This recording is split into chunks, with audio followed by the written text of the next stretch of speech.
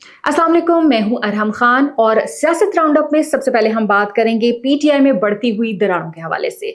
बिल्कुल रिसेंटली अभी एक मुलाकात हुई इमरान खान और वज़ीर आला खैबर पख्तूनख्वा अली अमीन गंडापुर की, जिसके बाद इमरान खान की जो बहन है अलीमा खान, उन्होंने संगीन नौयत के इल्ज़ामात लगा दिए हैं वज़ीर आला के पी अली अमीन गंडापुर पर।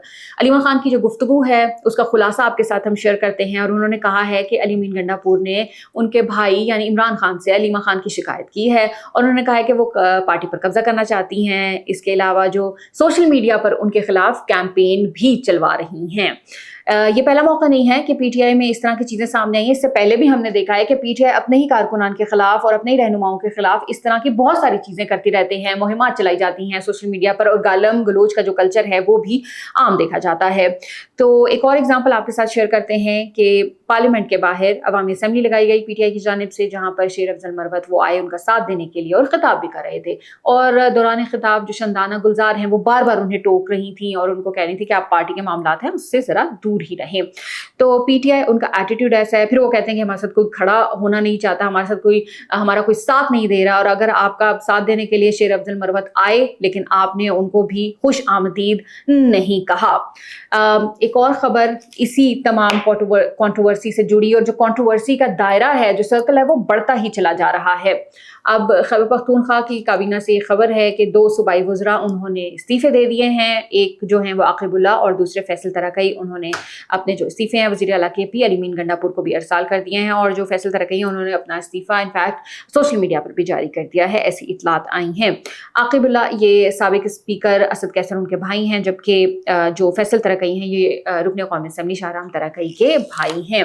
और जो मुलाकात हुई जिसका भी हमने जिक्र किया इमरान खान और अली अमीन गंडापुर की, उसमें भी ये कहा गया कि काबीना में बहुत ज़्यादा रद्द-बदल आएंगी, चेंजेस लाई जाएंगी। तो अब देखते हैं कि आगे क्या चेंजेस आते हैं, और जो भी खबरें हम तक आएंगी वो भी हम आपके साथ शेयर करेंगे। अब क्रिकेट से जुड़ी एक ख़बर है वो आपके साथ हम शेयर करते हैं। पहले एशियन क्रिकेट काउंसिल की बात करें या पीसीबी के हवाले से बात करें, बल्कि पहले एशियन क्रिकेट काउंसिल की हम बात करते हैं। और एशियन क्रिकेट काउंसिल का इजलास हुआ है और मोहसिन नकवी उनकी ज़ेर सदारत ये दुबई में इजलास हुआ है, और जो भारतीय क्रिकेट बोर्ड है उन्होंने, उनके जो सरबराह हैं, उन्होंने कहा है कि जो हमारी ट्रॉफी है जो हमने जीती है एशिया कप के फाइनल जीत कर, वो हमारे हवाले कर दी जाए। और ख़बरें इस तरह की आई कि मोहसिन नकवी उनकी जानिब से क्या कहा गया कि ये तो एजेंडे का हिस्सा ही नहीं है ये बात, लेकिन अगर आपको ट्रॉफी चाहिए तो आप आएँ और अपनी ट्रॉफी लें और चले जाएँ। लेकिन अब तक इस हवाले से कोई फैसला नहीं हो सका। लेकिन जो भी इंडियन क्रिकेट टीम ने किया है मैदान में, और पहले भी हम बात इस हवाले से कर चुके हैं डिटेल में, जो एक बचगाना सी हरकत उनकी जानिब से की गई, मुसलसल की जा रही हैं। और पहले भी हमने कहा था कि ट्रॉफ़ी ना लेने का उनका फ़ैसला जो है वो कोई इतना अच्छा नहीं है, और अब वो अपनी ट्रॉफ़ी मांगने पहुंच गए हैं एशियन क्रिकेट काउंसिल के दफ्तर। और मोहसिन नकवी वो भी डट गए हैं कि जब तक आप उनके ऑफिस नहीं आएंगे तब तक आपको ट्रॉफ़ी नहीं मिल सकती।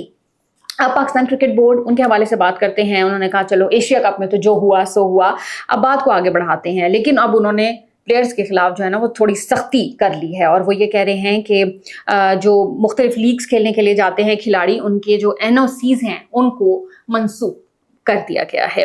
और अब यही कहा जा रहा है कि जो क्रिकेट एक्सपर्ट्स हैं वो उनका ये मानना है, उनका ये कहना है कि जब क्रिकेटर्स लीग्स खेलने के लिए जाते हैं तो बहुत ज़्यादा ट्रैवल करते हैं, बहुत ज़्यादा खेलते हैं ऑब्वियसली, तो उसकी वजह से वो बहुत ज़्यादा एग्जॉस्ट हो जाते हैं, और फिर जब अपनी टीम में परफॉर्मेंस की बारी आती है तो उनकी जो परफॉर्मेंस है वो ज़ीरो हो जाती है, जैसा कि अभी हमने देखा भी है एशिया कप में जो कुछ हुआ। तो अब जो परफॉर्मेंस है वो अगर आपको NOC चाहिए तो आपको इंटरनेशनली और डोमेस्टिक जो है वो बहुत अच्छा खेलना पड़ेगा, आपकी परफॉर्मेंस बहुत ज़्यादा शानदार होनी चाहिए, तभी आपको NOC मिलेगा। और बहुत बड़े बड़े जो नाम हैं वो भी उनको भी NOCs के हवाले से मसाइल का सामना करना पड़ा है। शाहीन शाह अफरीदी हैं, बाबर आजम है, शादाब खान है, हारिस रऊफ़ हैं, मोहम्मद रिजवान है, फ़हीम अशरफ हैं। ये रिसेंटली अभी ऑस्ट्रेलियन बिग बैश खेलने के लिए NOCs जारी किए गए थे, तो ये भी उस तमाम जो चीज़ है उसकी लपेट में आ चुके हैं।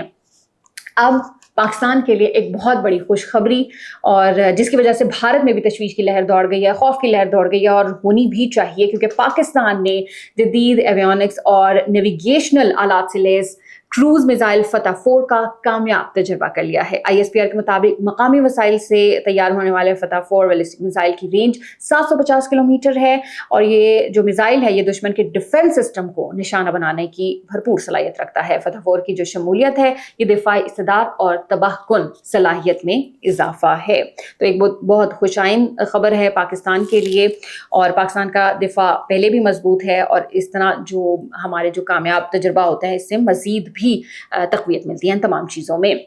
अब लास्ट में हम बात करेंगे जस्टिस तारिक महमूद जहांगीरी को काम से रोके जाने पर जो एक शुरू होने वाली कंट्रोवर्सी थी वो फिलहाल कुछ थम चुकी है, कुछ रुक चुकी है, क्योंकि सुप्रीम कोर्ट ने जो मंगल को समाअत हुई उसमें जस्टिस तारिक महमूद जहांगीरी की अपील को मंजूर कर लिया है और जिसके बाद जस्टिस तारिक महमूद जहांगीरी उन्होंने दोबारा बतौर इस्लामाबाद हाई कोर्ट जज काम का आगाज़ कर दिया है।